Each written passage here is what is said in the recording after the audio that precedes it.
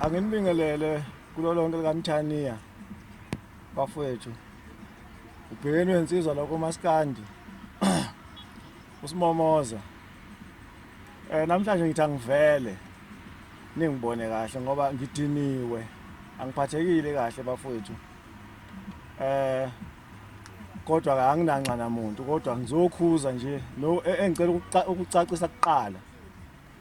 Yabona masicula akusho ukuthi asiboni izinto ezibhedayo.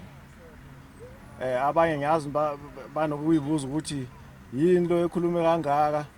Cha. Siyayibona izinto ezibhedayo siyizakhamuzi nathi. Emva kokucula nathi siba izakhamuzi. Bafowethu la kumaskandi ngubhekeni angisuyena kubhekeni mahala mina. Ngubhekeni ngemisebenzi yami ngiyacula ngapha ngiyakwazi ukuba ukunimela njengabalandeli nanjengezakhamuzi ukuthi mase nibona izinto ezibhedayo sikwazi ukunikhulumela ngoba sesidumile sesiyakwazi ukukhuluma into izwakale izwe lonke. Angizukwanda kakhulu bafowethu ngilala ngikhona. Kunalomkhuba lo okufanele uvalwe bafowethu osuwenzeka manje. Sonke bafowethu siyayithanda i-trend.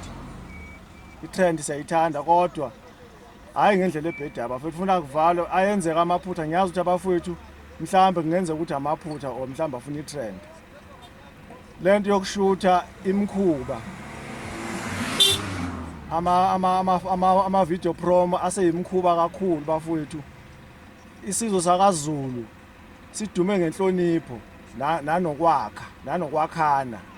Kepha manje kuyalahleka lokho ngoba into eyenziwa yiciko iduma umhlaba wonke.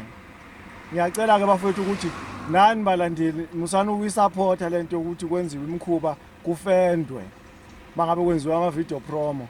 Lento yaqala uNjoko. Ngike ngahlangana ke naye uNjoko e-studio ayikhuluma naye lento wakhomba ukuthi uyalalela ngoba akakwenzanga kwaba bad kakhulu kuloko.